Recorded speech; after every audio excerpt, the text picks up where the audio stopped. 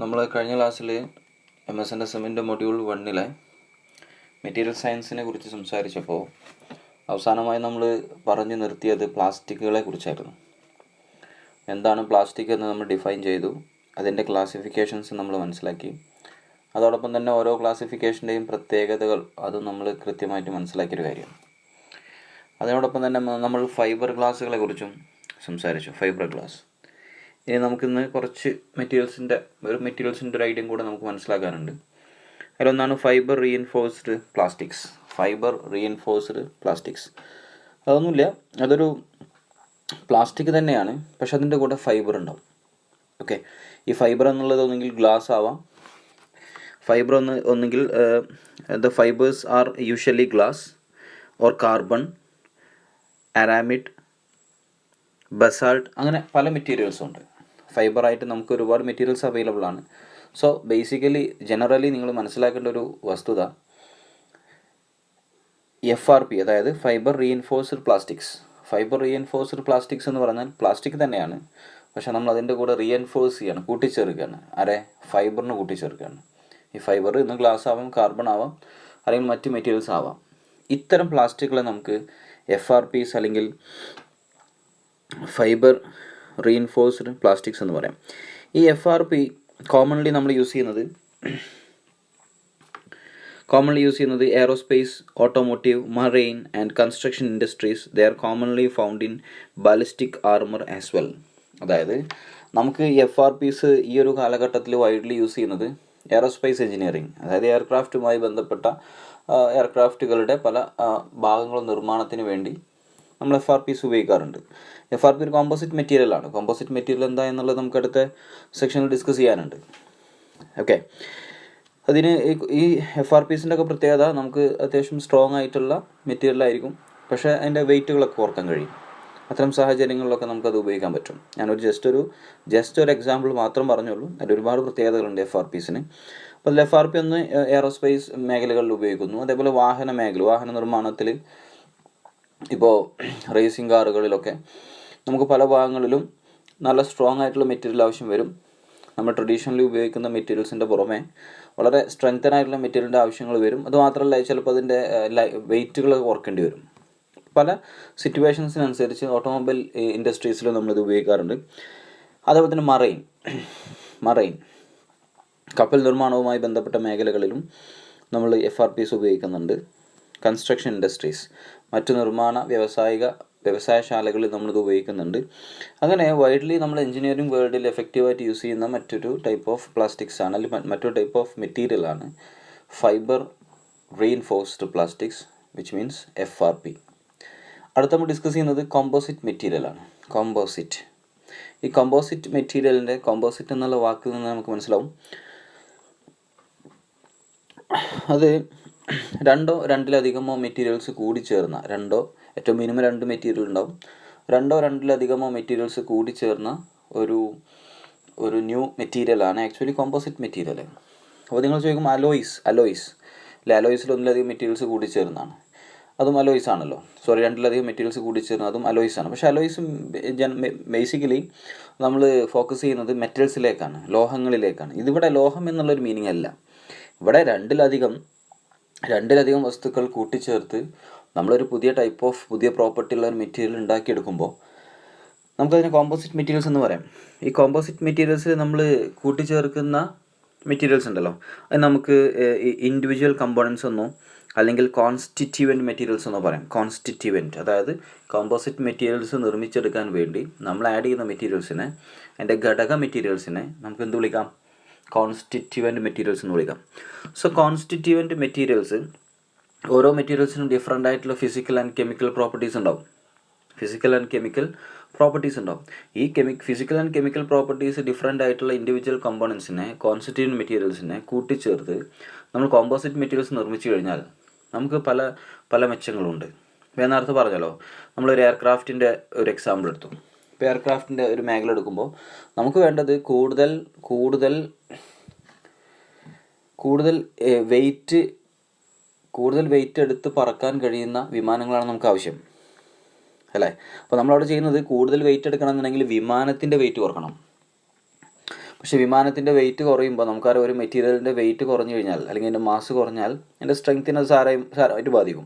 അപ്പോൾ നമുക്ക് വെയിറ്റ് കുറക്കും വേണം, എന്നാൽ ആ ഒരു സ്ട്രെങ്ത്ത് നിലനിർത്തണം എന്നുണ്ടെങ്കിൽ നമ്മുടെ ടിപ്പിക്കലായിട്ടുള്ള ട്രഡീഷണൽ മെറ്റീരിയൽസായിട്ട് മുന്നോട്ട് പോകാൻ നമുക്ക് കഴിയില്ല.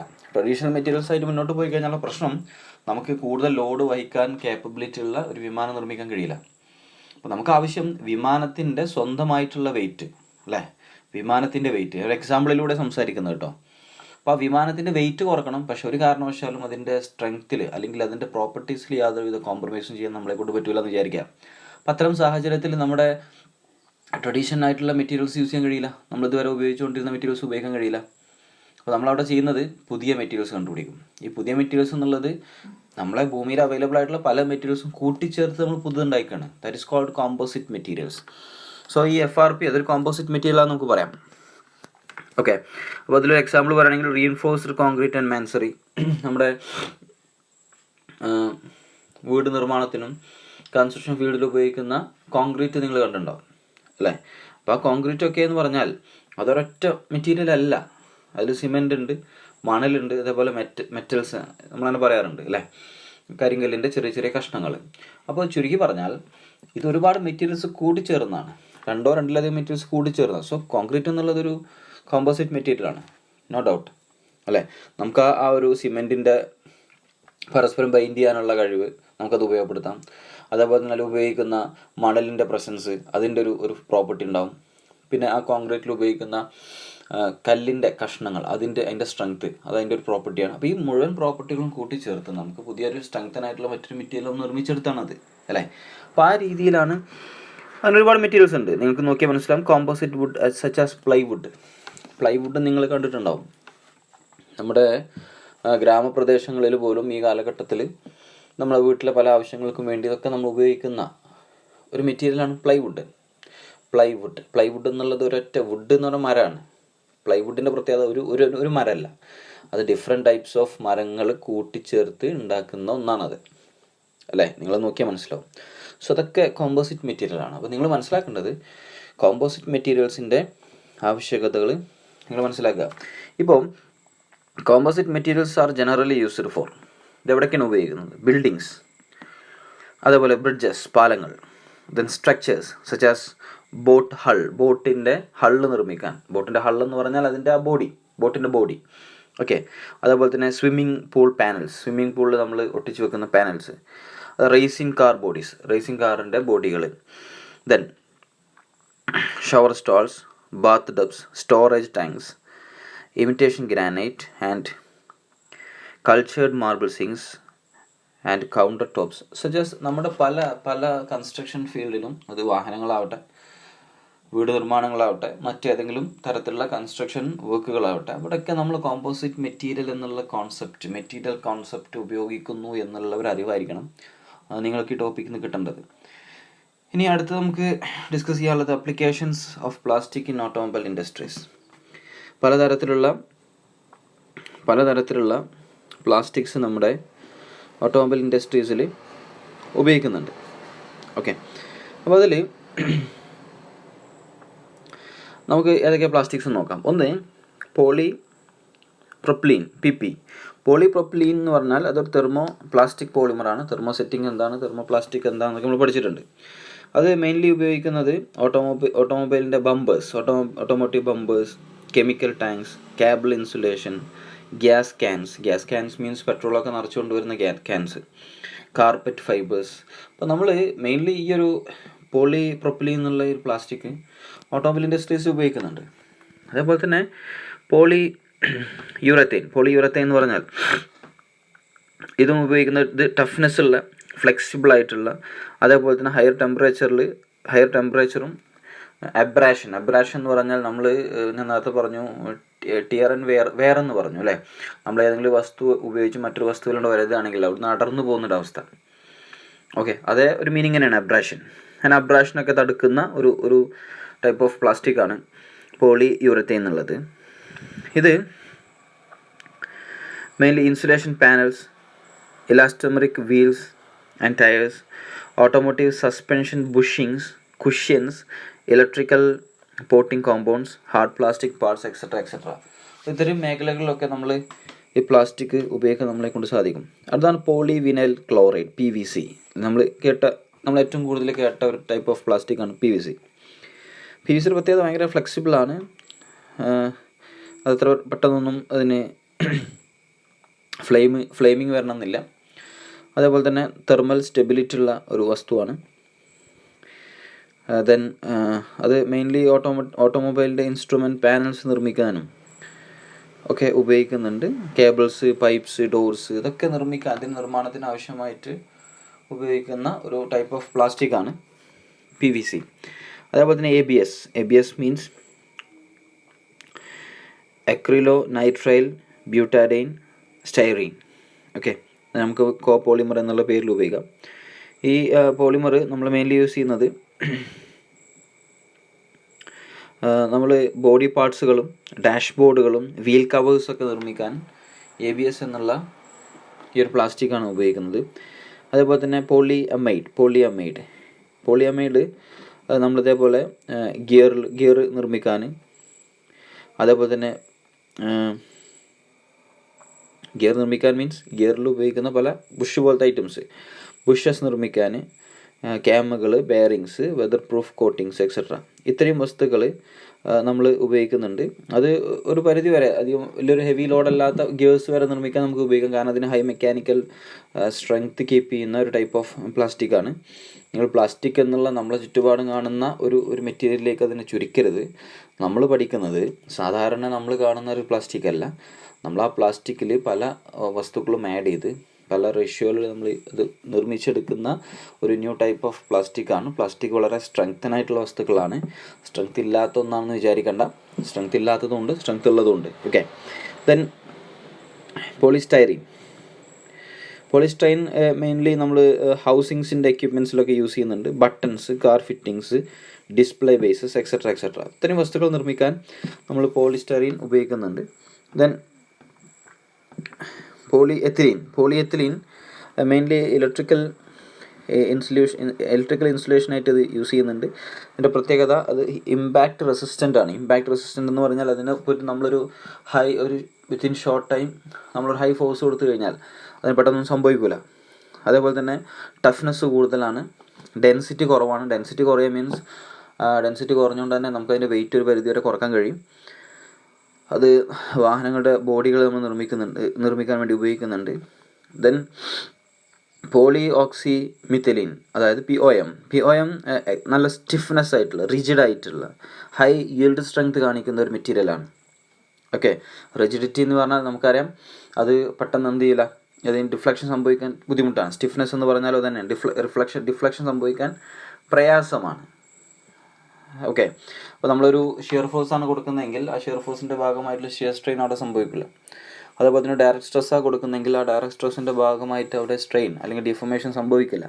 കൂടുതൽ ലോഡ് ക്യാരി ചെയ്യാനുള്ള without deformation we can possess high amount of load within elastic limit. ഒരു പ്രത്യേകതയാണ്. അതേപോലെ തന്നെ ഇത് used in interior and exterior trims, fuel system, small gears etcetera. നമ്മുടെ വാഹനങ്ങളിലെ ചെറിയ ഗിയറുകളും അതേപോലെ തന്നെ ഫ്യൂൽ സിസ്റ്റംസിലൊക്കെ ഉപയോഗിക്കുന്ന ഒരു മെറ്റീരിയലാണ് POM എന്നുള്ളത്. അതേപോലെ തന്നെ പോളികാർബണേറ്റ് ബമ്പേഴ്സിലും അതേപോലെ ഹെഡ് ലാമ്പ് ലെൻസിലൊക്കെ ഇത് ഉപയോഗിക്കുന്നുണ്ട്. ടഫ്നെസ്സും ഹാർഡ്നെസ്സും സ്റ്റിഫ്നെസ്സൊക്കെ ഉള്ളൊരു മെറ്റീരിയലാണ്. അതേപോലെ തന്നെ അക്രിലിക്കിൻ്റെ പ്രത്യേകത transparent thermoplastic PMMA means അക്രിലിക്കിൻ്റെ മറ്റൊരു പേരാണ്. അത് ലൈറ്റ് വെയ്റ്റ് ആണ്. അതിൻ്റെ പ്രത്യേകത ഗ്ലാസ് വിൻഡോകളും ഡിസ്പ്ലേകളിലും സ്ക്രീൻസിലൊക്കെ ഉപയോഗിക്കുന്ന ഒരു ടൈപ്പ് ഓഫ് പ്ലാസ്റ്റിക്കാണ്. Then PBT poly butylene terephthalate എന്നുള്ള PBT എന്ന ചുരുക്കപ്പേരിൽ അറിയപ്പെടുന്ന ഈ പ്ലാസ്റ്റിക്. ഇതിൻ്റെ പ്രത്യേകത നമ്മൾ ഡോർ ഹാൻഡിൽസിൽ, ബമ്പേഴ്സിൽ, കാർബറേറ്റർ കമ്പോണൻസ് ഒക്കെ നിർമ്മിക്കാൻ വേണ്ടി ഈ ഒരു മെറ്റീരിയൽ ഉപയോഗിക്കുന്നുണ്ട്. അതേപോലെ PETൻ്റെ പ്രത്യേകത connector housings, engine cover, head lamp retainer, അതേപോലെ തന്നെ വൈപ്പർ ആം, ഇതിലൊക്കെ നമ്മൾ ഈ PET എന്നുള്ള പ്ലാസ്റ്റിക് ഉപയോഗിക്കുന്നുണ്ട്. അതേപോലെ തന്നെ ASA പ്രത്യേകത ഗുഡ് കെമിക്കൽ റെസിസ്റ്റൻ്റ് ആണ്, ഹൈ ടഫ്നെസ് ഉള്ള റിജിഡ് ആയിട്ടുള്ള ഒരു മെറ്റീരിയലാണ്. ഹൈ തെർമൽ സ്റ്റെബിലിറ്റി കാണിക്കുന്നുണ്ട്. ഹയർ ടെമ്പറേച്ചറിലും ഇതിൻ്റെ സ്ട്രക്ചറോ ലൂസ് ചെയ്യാതെ ഹൈ സ്റ്റേബിളായിട്ട് നിൽക്കുന്ന ഒരു ടൈപ്പ് ഓഫ് പ്ലാസ്റ്റിക്കാണ്. അതേപോലെ തന്നെ ഹൈ റെസിസ്റ്റൻറ്റ് ടു വെതർ, നമ്മുടെ കാലാവസ്ഥയുമായി വളരെ ശക്തമായിട്ട് പൊരുതാൻ കഴിവുള്ള ഒരു വസ്തുവാണ്. അതോടൊപ്പം തന്നെ ഏജിങ് ആൻഡ് എല്ലോയിങ് മീൻസ് നമുക്കറിയാം, ഒരു വാഹനത്തെ നമ്മൾ ഓട്ടോമൊബൈൽ എഞ്ചിനീയറിംഗ് പഠിക്കുന്നുണ്ട് പറയുന്നത്, ഒരു വാഹനത്തിൻ്റെ ചില മെറ്റീരിയൽസൊക്കെ ഒരുപാട് കാലം കഴിഞ്ഞാൽ അത് നിറച്ച് പോകുന്നൊരവസ്ഥ, ഏജിങ് വന്നൊരവസ്ഥ നമുക്ക് ഫീൽ ചെയ്യാറുണ്ട്. അതേപോലെ തന്നെ യെല്ലോയിഷ് കളർ ഓടുന്നൊരവസ്ഥ വരാറുണ്ട്. അപ്പോൾ അതിനൊക്കെതിരെ, അതൊക്കെ വെതറുമായി ബന്ധപ്പെട്ട കാര്യമാണ്, കാലാവസ്ഥയുമായി ബന്ധപ്പെട്ട കാര്യമാണ്. അപ്പോൾ കാലാവസ്ഥയുമായിട്ട് ഹൈലി റെസിസ്റ്റൻ്റ് ആയിട്ടുള്ള ഒരു മെറ്റീരിയലാണ്. അതേപോലെ തന്നെ ഹൈ ഗ്ലോസ്, നന്നായി തിളങ്ങുന്ന ഒരു വസ്തുവാണ്. നമ്മളിത് നമ്മുടെ വാഹനത്തിൻ്റെ ഇൻറ്റീരിയർ ആൻഡ് ഔട്ട്ഡോർ ആപ്ലിക്കേഷൻസിലൊക്കെ എഫക്റ്റീവായിട്ട് യൂസ് ചെയ്യുന്ന ഒരു മെറ്റീരിയലാണ്. അപ്പോൾ നിങ്ങൾ മനസ്സിലാക്കേണ്ട ഒരു കാര്യം, പ്ലാസ്റ്റിക് എന്നുള്ളത് ഇതുവരെ നമ്മൾ സംസാരിച്ചത് അല്ലെങ്കിൽ നമ്മൾ മനസ്സിലാക്കിയ കാര്യങ്ങൾ, പ്ലാസ്റ്റിക് എന്നുള്ളത് നമ്മുടെ ചുറ്റുപാടും കാണിക്കുന്ന നമ്മുടെ മൊബൈലിൻ്റെ ചാർജർ മുതൽ നമ്മുടെ വീട്ടിൽ നമ്മൾ ഉപയോഗിക്കുന്ന ബോട്ടിലുകൾ, അല്ലേ, നമ്മൾ ഉപയോഗിക്കുന്ന ഇലക്ട്രിക്കലായിട്ടുള്ള മറ്റ് എക്യുപ്മെൻറ്റ്സ്, ഇതൊക്കെ നമ്മൾ പ്ലാസ്റ്റിക് എന്നുള്ള രീതിയിലേക്ക് കണ്ടിട്ടുള്ളൂ. അതിനൊക്കെ പ്രത്യേകത, അതൊക്കെ നല്ലൊരു വീഴ്ച വീണാൽ തന്നെ തകർന്നു പോകുന്നൊരവസ്ഥയിലേക്ക് എത്താറുണ്ട്. അപ്പോൾ നമ്മളൊക്കെ കാഴ്ചപ്പാടിൽ, ഇപ്പോൾ നമ്മൾ PVC പൈപ്പ്, അതിൻ്റെയൊക്കെ സ്ട്രെങ്ത്ത് നമുക്കറിയാം. എന്തെങ്കിലുമൊക്കെ നമ്മളെ കൈ കൊണ്ട് തന്നെ, അല്ലെങ്കിൽ നമ്മളെ കാല് കൊണ്ടോ, അല്ലെങ്കിൽ അതിന് ചെറിയ മെറ്റീരിയൽ കൊണ്ടൊന്ന് അടിച്ചാൽ തന്നെ അത് പൊട്ടിപ്പോകും. അപ്പോൾ നമ്മുടെയൊക്കെ മൈൻഡ് എന്ന് പറഞ്ഞാൽ, നമ്മൾ മനസ്സിലാക്കിയത്, ചുറ്റുപാടുകളിൽ നിന്നും നമ്മൾ മനസ്സിലാക്കിയത്, പ്ലാസ്റ്റിക് എന്നുള്ളത് വളരെ സ്ട്രെങ്തനല്ലാത്ത, കരുത്തില്ലാത്ത, നമുക്ക് നമ്മുടെ ഓട്ടോമൊബൈൽ ഇൻഡസ്ട്രീസിലൊന്നും അതിന് വലിയൊരു ഇമ്പോർട്ടൻസ് നമുക്ക് മനസ്സുകൊണ്ട് ഇതുവരെ കൽപ്പിക്കാത്ത ഒരു വസ്തുവാണ് പ്ലാസ്റ്റിക്സ്. പക്ഷേ യഥാർത്ഥത്തിൽ നിങ്ങൾ ഈ പ്ലാസ്റ്റിക്കിൻ്റെ ആപ്ലിക്കേഷനിലൂടെ പോകുമ്പോൾ നിങ്ങൾക്ക് മനസ്സിലാവും, നമ്മുടെ ഓട്ടോമൊബൈൽ ഇൻഡസ്ട്രീസിൽ പ്ലാസ്റ്റിക്സിൻ്റെ ഉപയോഗം വളരെ വലുതാണ്, അല്ലേ. അതേപോലെ തന്നെ കോമ്പോസിറ്റ് മെറ്റീരിയൽസിൻ്റെ ഉപയോഗങ്ങളും വളരെ വലുതാണ്.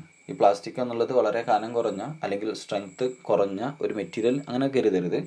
അങ്ങനത്തെ പ്ലാസ്റ്റിക്കുകളുണ്ട്. പക്ഷേ നമ്മൾ ഹൈ സ്ട്രെങ്ത്ത് ഉള്ള, ഹൈ ടെമ്പറേച്ചർ സ്റ്റെബിലിറ്റി ഉള്ള, വെതറിനോട് പൊരുതാൻ പറ്റുന്ന, വെതർ റെസിസ്റ്റൻസ് ഉള്ള, ലോ ഡെൻസിറ്റിയിൽ തന്നെ ഹൈ സ്ട്രെങ്ത്ത് കീപ്പ് ചെയ്യുന്ന, അങ്ങനെ പല പ്ലാസ്റ്റിക്കുകളും നമ്മുടെ ഈ ഓട്ടോമൊബൈൽ ഇൻഡസ്ട്രിയൽ വേൾഡിൽ അവൈലബിൾ ആണ് എന്നുള്ള ഒരു പൊതുധാരണ, ഒരു പൊതുചിന്ത നിങ്ങൾ വളർത്തിയെടുക്കണം. അപ്പോൾ അതിനനുസരിച്ച് മുന്നോട്ട് പോവുക. അപ്പോൾ നമ്മൾ ഒന്നാമത്തെ മൊഡ്യൂളിൽ ഇതോടെ തീരാണ്. ഓക്കെ. അപ്പോൾ ഒന്നാമത്തെ മൊഡ്യൂളിൽ നമ്മൾ ആദ്യം സംസാരിച്ചത് എന്താണ് മെറ്റീരിയൽ എന്നായിരുന്നു. ആ മെറ്റീരിയലിൻ്റെ സോളിഡിഫിക്കേഷൻ എന്നുള്ളത് നമ്മൾ മനസ്സിലാക്കിയതാണ്. ഹീറ്റ് ട്രീറ്റ്മെൻറ്റ് പ്രോസസ്സിനെ കുറിച്ച് നമ്മൾ മനസ്സിലാക്കിയതാണ്. സ്റ്റീൽ എന്താണെന്നുള്ളത് നമ്മൾ സംസാരിച്ചതാണ്. അലോയ് സ്റ്റീൽ എന്താണെന്ന് സംസാരിച്ചതാണ്. സ്റ്റെയിൻലെസ് സ്റ്റീലുകൾ എന്താണെന്ന് സംസാരിച്ചതാണ്. അതോടൊപ്പം തന്നെ പ്ലാസ്റ്റിക്കുകളെ കുറിച്ച് നമ്മൾ സംസാരിച്ചു. നമ്മുടെ ഇൻഡസ്ട്രീസിൽ ഉപയോഗിക്കുന്ന ഈ മെറ്റീരിയൽസിൻ്റെ ഒക്കെ മെക്കാനിക്കൽ പ്രോപ്പർട്ടീസുകൾ എന്താണെന്നുള്ളത് നമ്മൾ മനസ്സിലാക്കിയതാണ്. അതോടൊപ്പം തന്നെ ഫൈബർ ഗ്ലാസ്സുകളെ പറ്റി നമ്മൾ ഡിസ്കസ് ചെയ്തു. ദെൻ കോമ്പോസിറ്റ് മെറ്റീരിയൽ നമ്മൾ മനസ്സിലാക്കി. ഫൈബർ റീഇൻഫോഴ്സ്ഡ് പ്ലാസ്റ്റിക്കുകൾ മനസ്സിലാക്കി.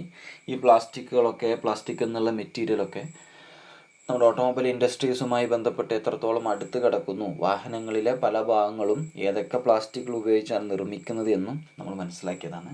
അപ്പോൾ ഈ ഒന്നാമത്തെ മൊഡ്യൂളിൽ നമ്മളൊന്ന് സമ്മറൈസ് ചെയ്തു. അപ്പോൾ ഇതേ രൂപത്തിൽ നിങ്ങൾ വ്യക്തമായിട്ട് മനസ്സിലാക്കുക, ഉഷാറായിട്ട് പഠിക്കാൻ നോക്കുക. ബാക്കി അടുത്ത ക്ലാസ്സിൽ നമുക്ക് അടുത്തൊരു മൊഡ്യൂൾ, ഇപ്പോൾ ഓൾറെഡി നമ്മൾ രണ്ടാമത്തെ മൊഡ്യൂളിൽ കംപ്ലീറ്റ് ചെയ്തതാണ്. ഒന്നാമത്തെ മൊഡ്യൂളും ഇന്നത്തെ ഈ വീഡിയോയോട് കൂടി കംപ്ലീറ്റ് ആയി. അടുത്ത ദിവസം അടുത്തൊരു മൊഡ്യൂൾ നമ്മൾ സ്റ്റാർട്ട് ചെയ്യും. Okay, thank you.